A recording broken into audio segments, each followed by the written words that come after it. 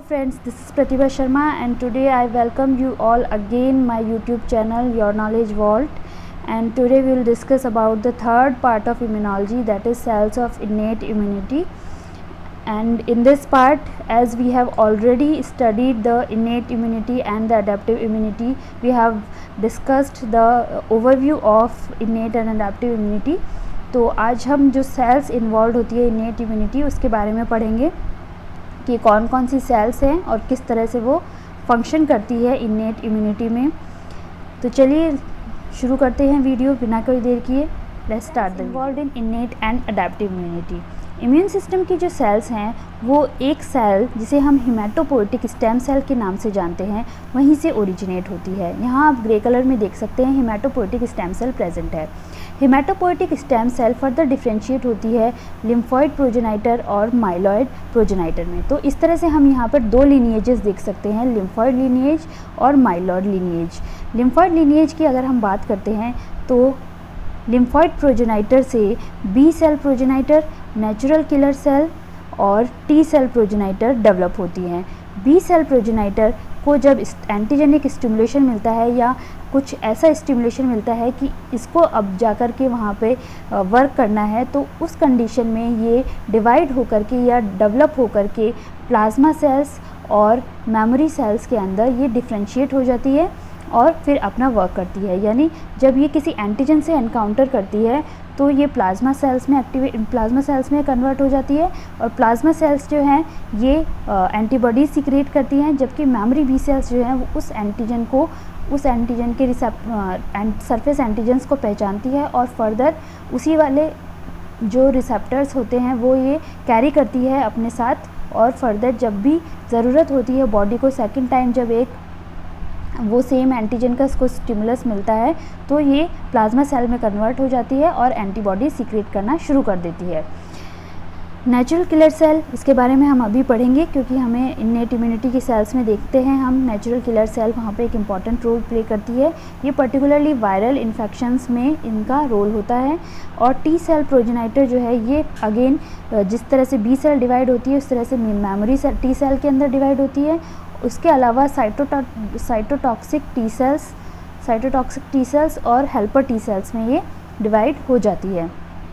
जबकि हम myeloid lineage की अगर हम बात करते हैं तो माइलॉइड लीनिएज में हम देख सकते हैं कि माइलॉइड प्रोजेनाइटर जो है ये कई तरह की सेल्स के अंदर डेवलप हो सकती है, जैसे कि ग्रैन्युलोसाइट्स। मेनली जो ग्रैन्युलोसाइट्स की हम अगर बात करें तो ग्रैन्युलोसाइट्स होती हैं neutrophil, mast cell, basophils and eosinophils. Mast cell के ग्रैन्यूल्स जो होते हैं वो कुछ अलग तरीके के होते हैं, जबकि न्यूट्रोफिल, इओसिनोफिल और बेसोफिल्स जो होते हैं इन्हें हम एक साथ ग्रैन्युलोसाइट की कैटेगरी में रखते हैं। ये भी अभी हम पढ़ेंगे। इन्नेट इम्यूनिटी की सेल्स में इनका भी रोल होता है। इसके अलावा यहाँ पे मोनोसाइट प्रेजेंट होती है। ये monocyte depending on the antigenic stimulus can be developed और डिफ्रेंशिएटेड इनटू डेंड्राइटिक सेल और मैक्रोफेज। इसके अलावा जो माइलॉइड प्रोजेनाइटर होता है, इसके अलावा अगर हम माइलॉइड प्रोजेनाइटर की बात करें तो माइलॉइड प्रोजेनाइटर से यहाँ पर मेगा कैरियोसाइट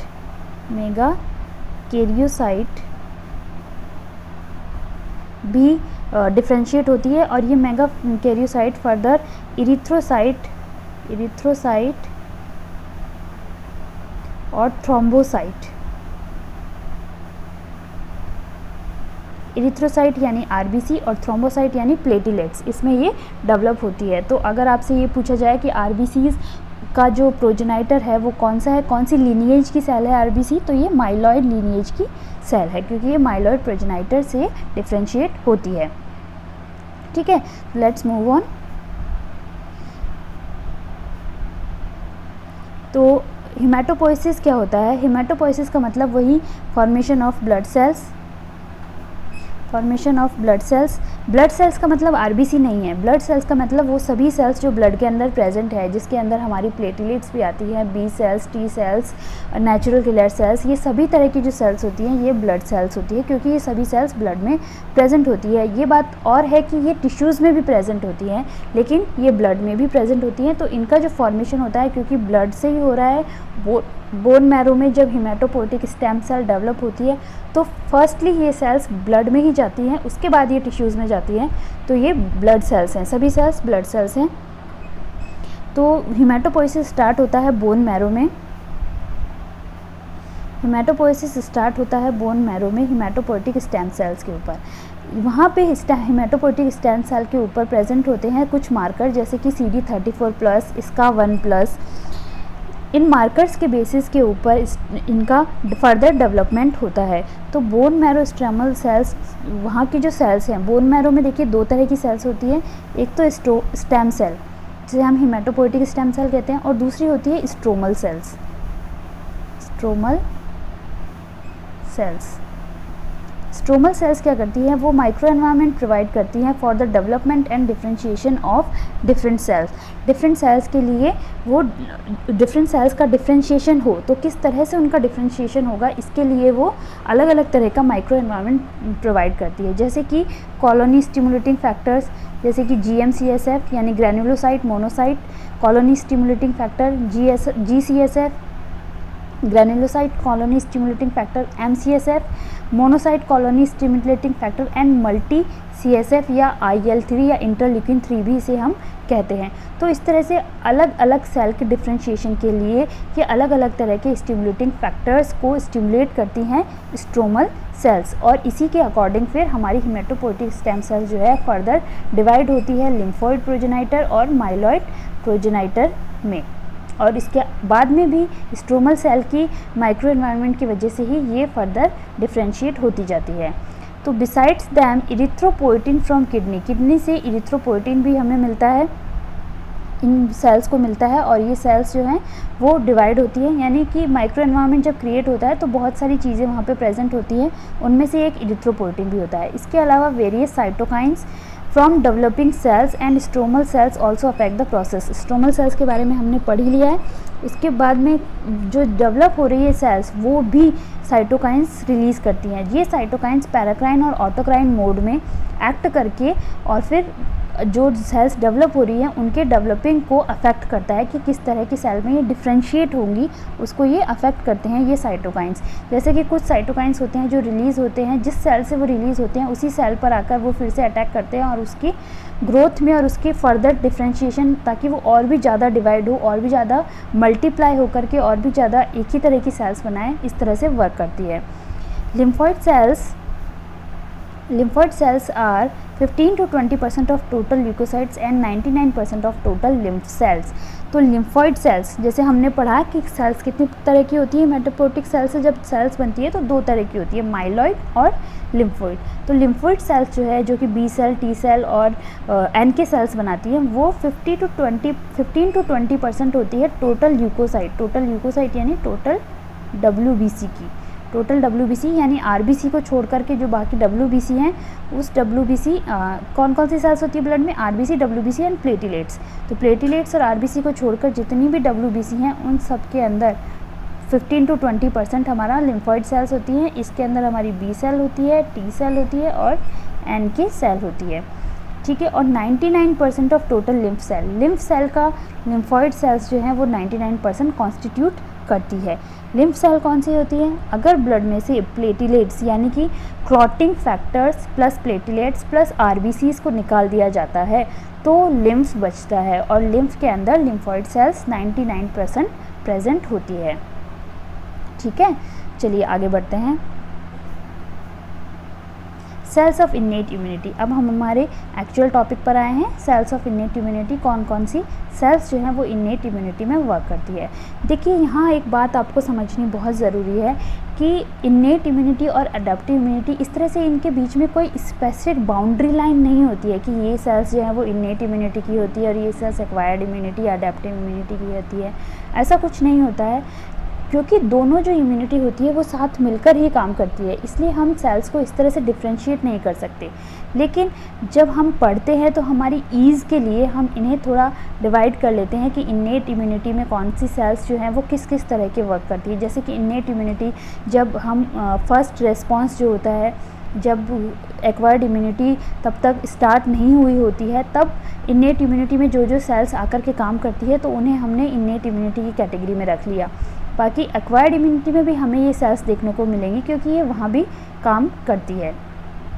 तो सेल्स ऑफ इन्नेट इम्यूनिटी में हम देख सकते हैं कि यहाँ पर मैक्रोफेजेस प्रेजेंट है, mast cells, granulocytes and natural killer cells. ये 4 तरह की सेल्स यहाँ पर इन्नेट इम्यूनिटी में वर्क करती है। मैक्रोफेजेस,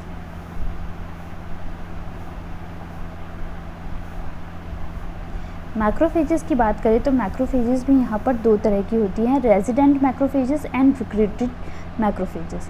रेजिडेंट मैक्रोफेजेस वो होती है जो कि जहाँ पे इन्फेक्शन हुआ है वहाँ पे ऑलरेडी प्रेजेंट होती हैं, ठीक है। यानी कि स्किन में, हमारे स्किन के जस्ट नीचे जो लेयर होती है वहाँ पे प्रेजेंट होती है मैक्रोफेजेस। कुछ वहाँ पे रेजिडेंट होती है जो हमेशा रहती हैं।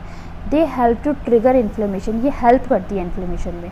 यानी ये कुछ इस तरह के साइटोकाइंस रिलीज़ करती है कि और जो आगे वाली सेल्स हैं, साइटोकाइंस के बारे में मैंने आपको पहले बताया हुआ है कि ये मैक्रो मॉलिक्यूल्स होते हैं जो कि सेल्स के बीच में एक तरह का कम्युनिकेशन बनाते हैं। यानी एक सेल से दूसरी सेल्स के साथ पास ये लेकर के जाते हैं इन्फॉर्मेशन को कि आगे वाली सेल को क्या एक्शन करना है। तो इस तरह से जो रेजिडेंट मैक्रोफेजेस होती हैं वो कुछ साइटोकाइंस रिलीज़ करती हैं। वो साइटोकाइंस जाते हैं दूसरे मैक्रोफेजेस के पास में जो कि दूर हैं, वहाँ पे जाकर के उनको मैसेज देती हैं कि आपकी ज़रूरत है वहाँ पे जहाँ पे इन्फेक्शन हुआ है, और उनको रिक्रूट करती है। तो इस तरह से रिक्रूटेड मैक्रोफेजेस भी होती हैं जो कि सर्कुलेटिंग प्रीकर्सर सेल्स यानी मोनोसाइट्स देखिए ब्लड में जो मोनोसाइट होती है, मोनोसाइट, ये मैंने आपको बताया मोनोसाइट डेवलप होती है डेंड्राइटिक सेल और मैक्रोफेजेस में। तो मोनोसाइट क्या करती है कि बनने के बाद में 8 आवर्स तक ये ब्लड में सर्कुलेट होती है। उसके बाद ये रिक्रूट होती है साइट ऑफ इन्फेक्शन पे जाके, और वहाँ पर ये डेवलप होती है मैक्रोफेजेस में। Effector macrophages help eliminate the function, और फिर ये मैक्रोफेजेस जो है वो फर्दर डिफ्रेंशिएट होकर के इफेक्टर मैक्रोफेजेस में कन्वर्ट होती है, और फिर ये इन्फेक्शन को एलिमिनेट करने में हेल्प करती है। Now talking about the mast cells, they reside in steady state tissues, यानी ये वहीं पे प्रेजेंट होती है जो कि रेजिडेंट, हमने जिस तरह से मैक्रोफेजेस की बात करी थी उसी तरह से रेजिडेंट मास्ट सेल्स होती है, ये वहीं पे प्रेजेंट होती है। ये एंटीजन की प्रेजेंस को डिटेक्ट करती है, और क्योंकि इनके अंदर आप देख सकते हैं यहाँ पे डायग्राम में भी कि इनके अंदर ग्रैन्यूल्स प्रेजेंट है, ये यहाँ पे ग्रैन्यूल्स प्रेजेंट है। तो जिस जैसे ही एंटीजन यहाँ पे आया, मास्ट सेल के ऊपर IgE की कैपिंग हो जाती है। IgE यहाँ पे प्रेजेंट होते हैं, IgE इम्यूनोग्लोबुलिन E। तो जब एंटीजन इसके ऊपर बाइंड होता है तो इसके जो ग्रैन्यूल्स है वो डीग्रैन्युलेट हो जाते हैं और डिस्चार्ज हो जाते हैं स्टिमुलेशन से, इसे हम डीग्रैन्युलेशन कहते हैं। इन ग्रैन्यूल्स में जो मीडिएटर्स होते हैं वो हिस्टामिन्स, प्रोस्टाग्लैंडिन्स, ल्यूकोट्राइन्स, इस तरह के मीडिएटर्स यहाँ पे प्रेजेंट होते हैं जो कि लोकल इन्फ्लेमेशन को ट्रिगर करते हैं।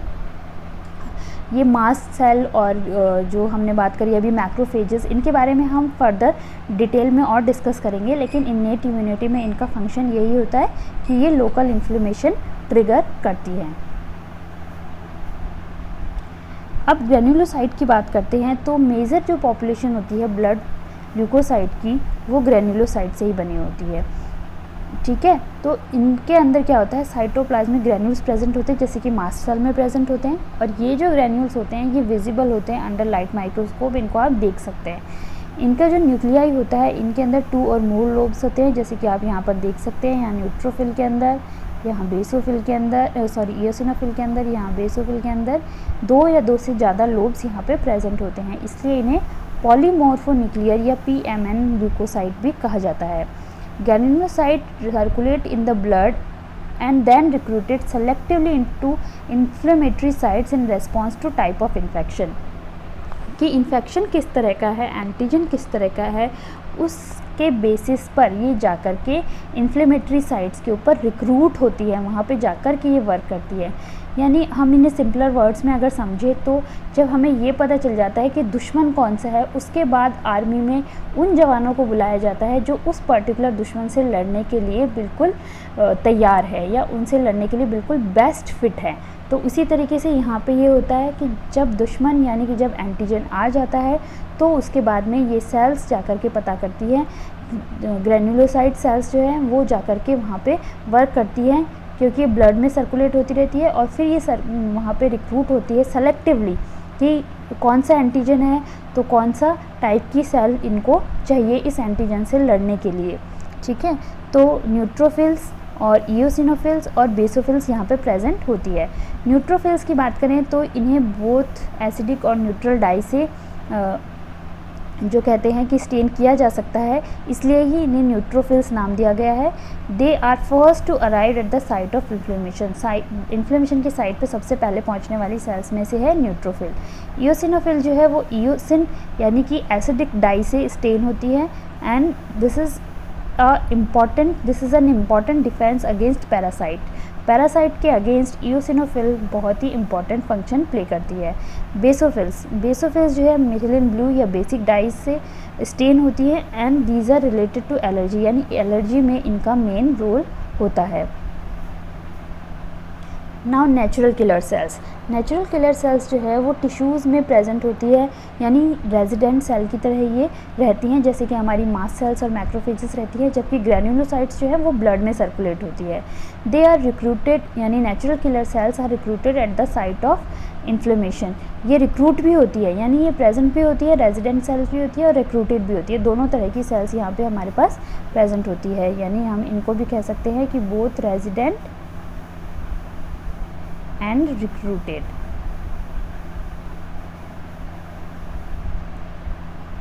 ठीक है, they can kill virally infected sales. इनका जो यूज़ होता है, इनका जो रोल होता है मेनली इनका रोल वायरस को इरेडिकेट करने के लिए या वायरस को एलिमिनेट करने के लिए सबसे इंपॉर्टेंट सेल्स होती है नेचुरल किलर सेल्स या NK सेल्स।